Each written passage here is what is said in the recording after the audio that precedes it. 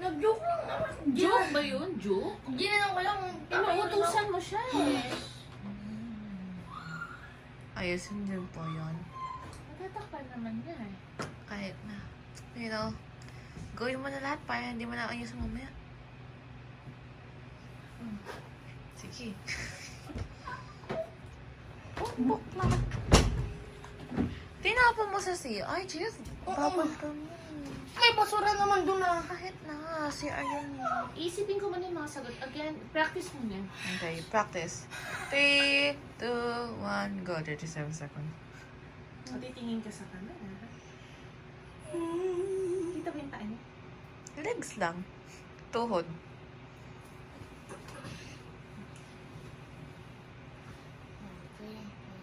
Practice lang na. Yan, ko muna sa camera, please. 3, 2, 1. Good morning. Good evening po. I am Giovanni S. Grospe from Grade 5 IT. And interviewing ko po ang aking nanay na si Elva Marine. Ano? Elva Marine S. Grospe. Ano? Mali pa ang pronunciation ng pangalan ko. Marine Elva Grospe. Maureen. Marine.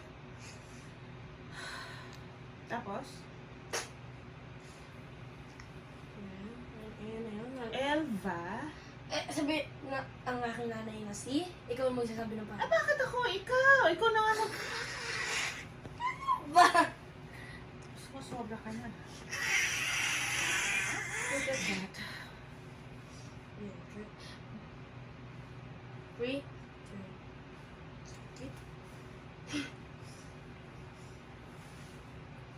3, 2. Good morning po, Sit straight ka. Ha? Sit straight. Good morning or good evening. Hello na lang. Hello po. What a great day. What? The weather Hello is, po na lang. the weather is so nice. Hindi. Sige, good morning. Kasi papasok na ng bukas. Hindi na. Ipapasa ko na. Ipasa mo na ngayon. O sige, good evening.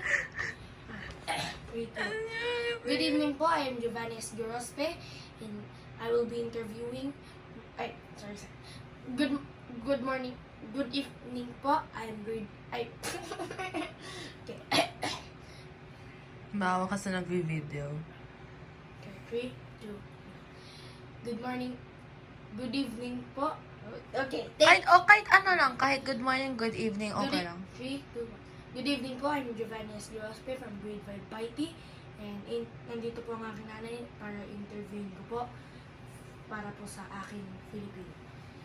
This is nga po pala, ito po ang aking nanay na si Elva Maureen S. Grospe. And ang una pong tanong po ay Ba't kasi kaya ang HRR yun? ano kasi ayos yung matinong nanay?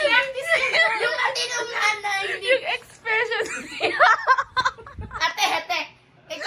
Ikaw kaharap sa interviewer mo. Gano'n yung itsura. Okay. Pinesa niya. Okay. 2 minutes lang to. Okay. Gaano po kahalaga ang pagkakaroon ng kapayapaan?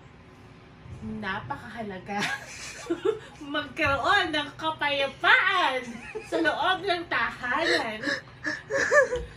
Napakahalaga. Alis kasi! Yung matino! Napakahalaga magkaroon ng kapayapaan. Change. Napakahalaga magkaroon ng kapayapaan sa loob ng tahanan. Ito ay isang pundasyon upang sa ganon ang pagmamahalan sa bawat isa ay lalong tumibay at lalong yumabong. Dahil kung walang kapayapaan sa loob ng tahanan, hindi magkakaroon ng pagkakataon upang ang mga tao ay magkaunawaan at mag-usap ng maayos. Thank you po. And moving on po sa second question. Pangalawang tanong. Sa pangalawang tanong. Paano po mapapanatili ang kapayapaan sa ating sarili? Sit straight ka ha. Mapapanatili natin ang kapayapaan sa loob ng ating tahanan sa pamamagitan ng maraming bagay. Una ay ang komunikasyon.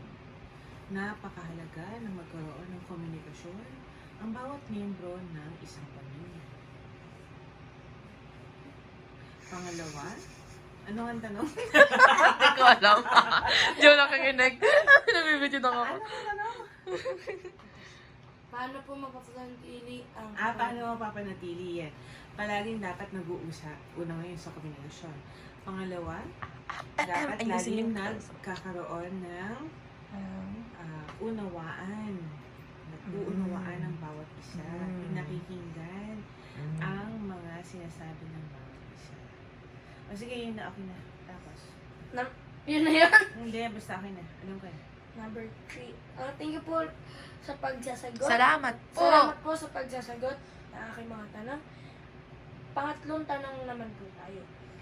Sabi ko, umupo ng maayos. Ano-ano po ang nararapat gawin upang patuloy na mapayapa sa loob ng tahanan? Ano na dapat gawin? Ano-ano po ang nararapat gawin upang patuloy na mapayapa sa loob ng tahanan? Sinagot mo na yan. Sinagot mo na yan. Ano pang mga ibang gagawin? Ayan, palaging magkaroon Ayan, ng sorry. family meeting. Una, sasuggest ko Oo. sa bawat pamilya na magkaroon ng family meeting para laging pinag-uusapan ng mga dapat pag-usapan, mga Baka makita na. updates, schedules.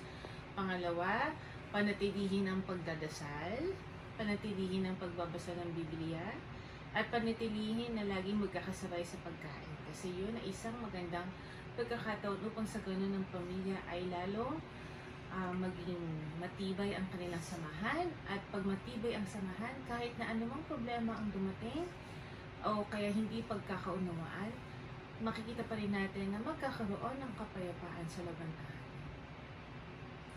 Thankful. Salamat po. Salamat po sa pagsasagot ng aking mga tanong. Doon naman po tayo sa katanungan.